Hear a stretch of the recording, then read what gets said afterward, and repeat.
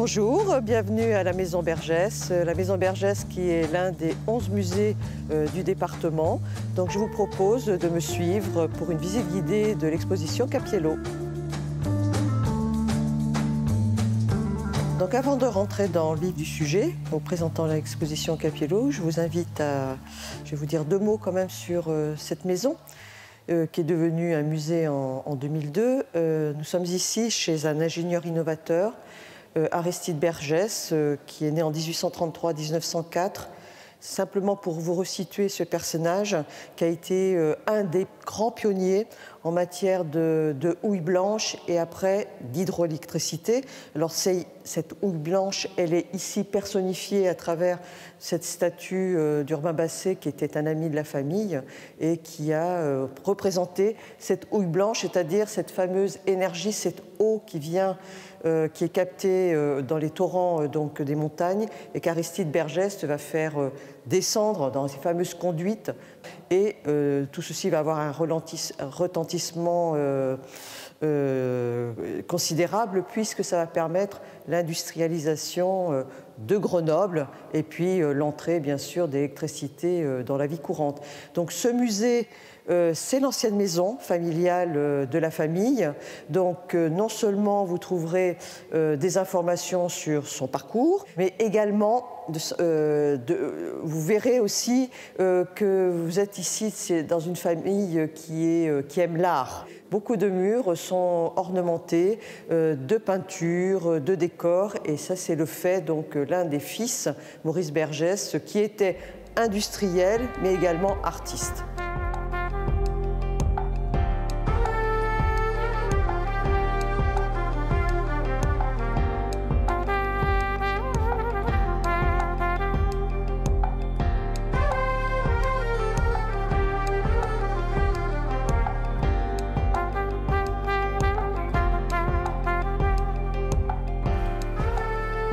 Alors Leonetto Cappiello, comme son nom l'indique, est italien. Il naît le 9 avril 1875 à Livourne. Alors Livourne, c'est une station de balnéaire bon chic, bon genre, on va dire. Et notre Leonetto Cappiello est un autodidacte. C'est un dessinateur précoce qui est très talentueux et qui va caricaturer donc ces mondains qui viennent prendre les bains de mer donc à Livourne. En 1898, il va rejoindre son frère. Il monte à Paris, comme on dit pour ces périodes-là, Paris qui est la capitale artistique. Et Cappiello va faire des dessins, là aussi, va faire des caricatures. Il va notamment caricaturer Puccini, qui est un grand compositeur italien qu'il croise, on dit qu'il croise dans la rue, donc il est né sous une bonne étoile et très rapidement il va se faire connaître par ses caricatures, il va être dans le milieu du théâtre et il va s'intéresser très vite à l'affiche. Pourquoi l'affiche? Parce que dans ces périodes-là, l'affiche est un moyen, bien sûr, de communication. Et puis, il y a eu des grands maîtres qui sont sur le déclin, on va dire ça comme ça. Donc, on est au creux de la vague pour l'affiche. Par contre, l'affiche est en train de se réinventer parce qu'à cette époque-là, il y a l'émergence véritablement de la société de consommation.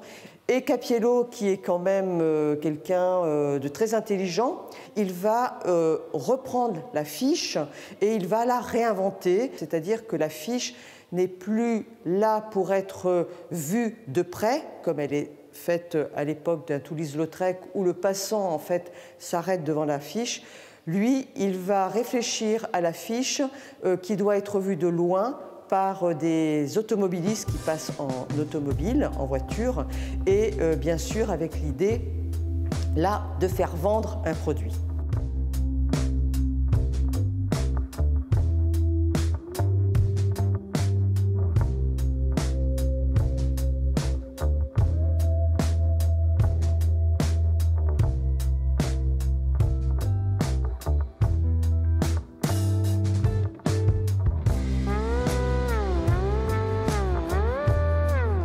Alors de 1899 jusqu'à 1938, date à laquelle Cappiello va produire des affiches, il y a une production très intense puisqu'il va créer près de 2000 affiches, ce qui est énorme pour cette période.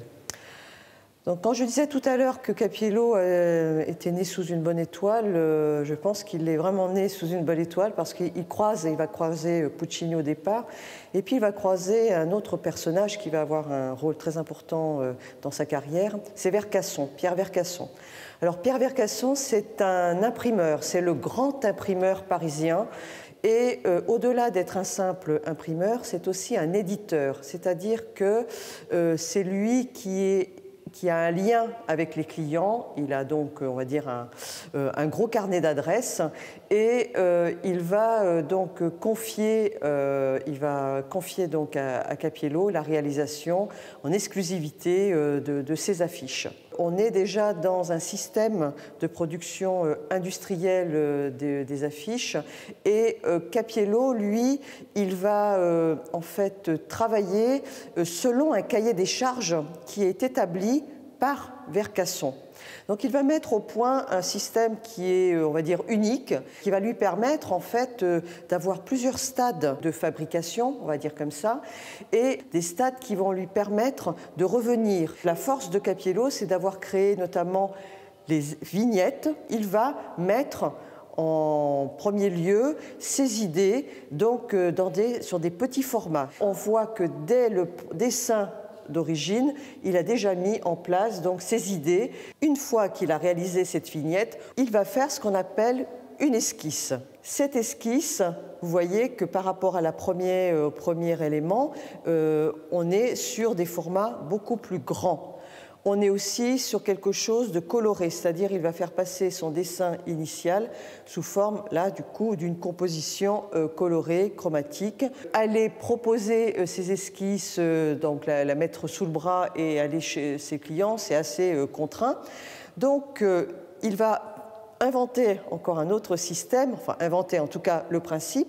Il va photographier cette esquisse. Et lorsque donc il apportera devant le client la photographie de son esquisse, et en fonction des remarques du client, il va reprendre ses photos. Donc c'est la troisième étape, c'est ce qu'on appelle des photographies peintes. Vous voyez qu'entre l'esquisse et la photographie peinte, on n'a plus tout à fait la même composition. Tout ça lui permet de pouvoir être beaucoup plus libre dans sa composition. Ici, vous avez 3 étapes préparatoires, et puis la dernière, celle qui va être placardée en fait dans les rues ou chez les commerçants ou les industriels, c'est la lithographie. Alors la lithographie, c'est la fiche finale. La fiche finale qui, elle aussi, va demander un énorme travail, puisque la technique de la lithographie, c'est une technique d'impression couleur par couleur et pierre par pierre, c'est-à-dire qu'on va décomposer le dessin donc à autant de pierres que de couleurs, et on va avoir un énorme travail également au niveau de l'impression.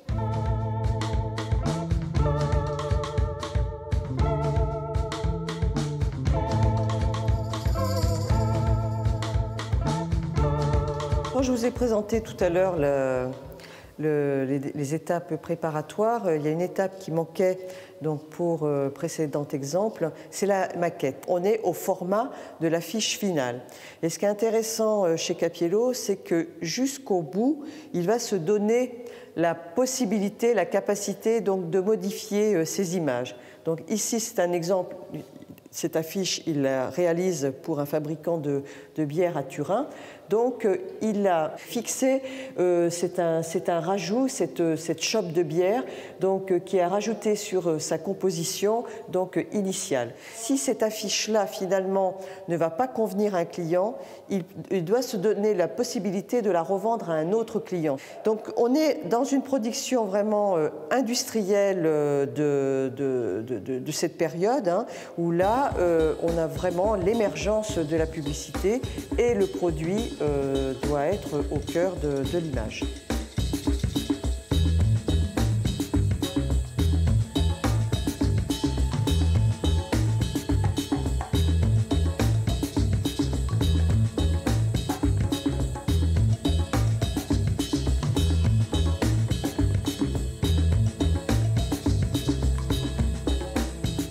Donc pour Cappiello, l'affiche, elle n'est pas forcément jolie ni séduisante. Elle est là pour forcer l'œil. Donc il va créer un style, la fameuse arabesque de Cappiello, qui est là pour attirer l'œil. Et cette arabesque, elle est personnifiée, incarnée dans cette affiche qui est celle du chocolat Claus et celle qu'il crée en 1903 et qui va vraiment marquer les débuts de Cappiello comme affichiste. Jusqu'à présent, les affichistes vont faire des choses beaucoup plus dans la nuance, beaucoup plus léchées, beaucoup plus graphiques. Un Cappiello, lui, il va faire l'économie de lignes. Ça, c'est quand même son point fort, c'est-à-dire qu'en quelques lignes, il va mettre en place donc son dessin et il va attirer le regard sur l'affiche, sur une publicité sur un produit, et en fait, le produit, on le cherche, il n'est pas représenté. Donc ça, c'est un élément très fort chez Cappiello, c'est la grande nouveauté. La grande nouveauté aussi, c'est la première fois que dans l'affiche aussi, on représente un cheval rouge et non pas un cheval avec une robe normale, donc marron, noir, etc. Et la couleur va lui servir, lui, à attirer bien sûr l'œil. Donc pour que cette couleur soit complètement éclatante, il va généraliser aussi les fonds sombres. L'image doit surprendre, elle ne doit laisser personne indifférente.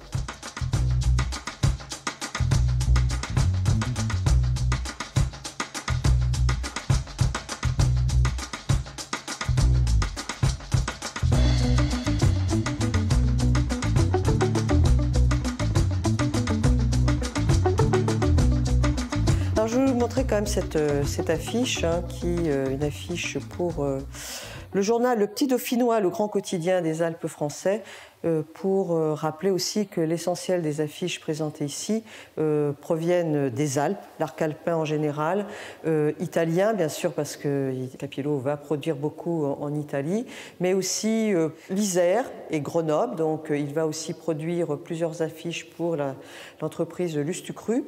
Et celle-ci est intéressante par le format. Il faut imaginer des formats comme ceux-là dans la rue, c'est-à-dire que c'était des affiches qui étaient placardées et on n'allait pas quand même à l'économie de moyens, donc ça demandait un vrai investissement pour le client. Et l'économie de moyens de Cappiello, on la retrouve ici, c'est une image efficace, c'est-à-dire que là, on voit cet homme qui est en train, avec sa plume, en train d'écrire l'actualité, d'écrire les nouvelles, donc dans ce journal, et sa vision donc internationale est incarnée par ce globe terrestre. Voilà, donc en très peu d'éléments, Cappiello arrive à montrer et à évoquer une idée directe.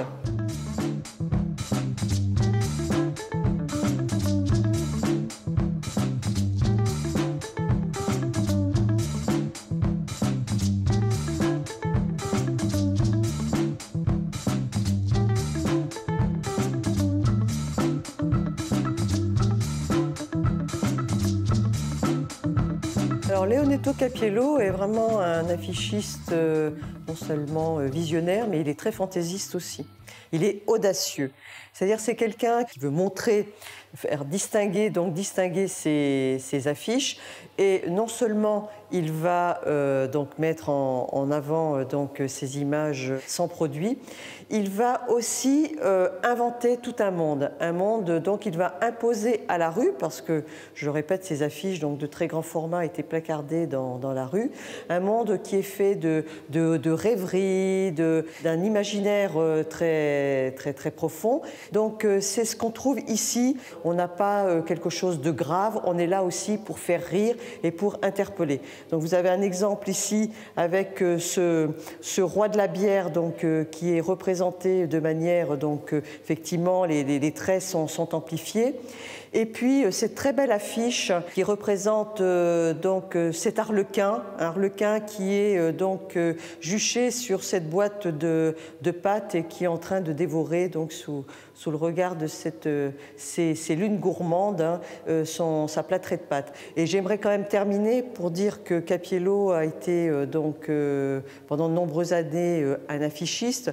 Il a vraiment marqué l'histoire de l'affiche, mais aujourd'hui ses œuvres sont dans des grands musées, le Louvre, les Arts décoratifs, le musée d'Orsay. Donc son statut d'affichiste est dépassé, il est reconnu comme un artiste à part entière.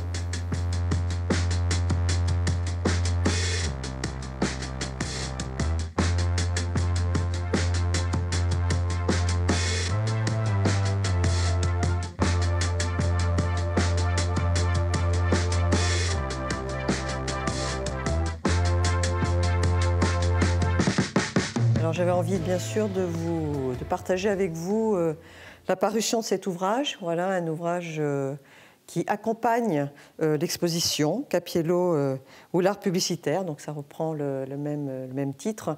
Mais c'est un ouvrage beaucoup plus complet où on a eu la chance de travailler avec de grands spécialistes de l'histoire de l'affiche, donc Thierry Devinck, qui est spécialiste de l'affiche à la Bibliothèque Fournet à Paris, et puis Pierre Cappiello, qui est le petit-fils de l'affichiste et qui a été un élément moteur et au cœur vraiment de toute l'exposition, puisque l'essentiel des prêts nous proviennent donc de la famille Cappiello et notamment de Pierre Cappiello. Avant de vous quitter, je voulais vous rappeler que la Maison Bergès, comme tous les musées du département, sont gratuits. Voilà, quel que soit le jour de votre visite, vous pouvez y intégrer le musée gratuitement. Vous dire aussi que toute la programmation, vous pouvez le retrouver sur le site internet ainsi que les réseaux sociaux. Et j'espère vous retrouver tout bientôt pour une prochaine visite. Merci à vous.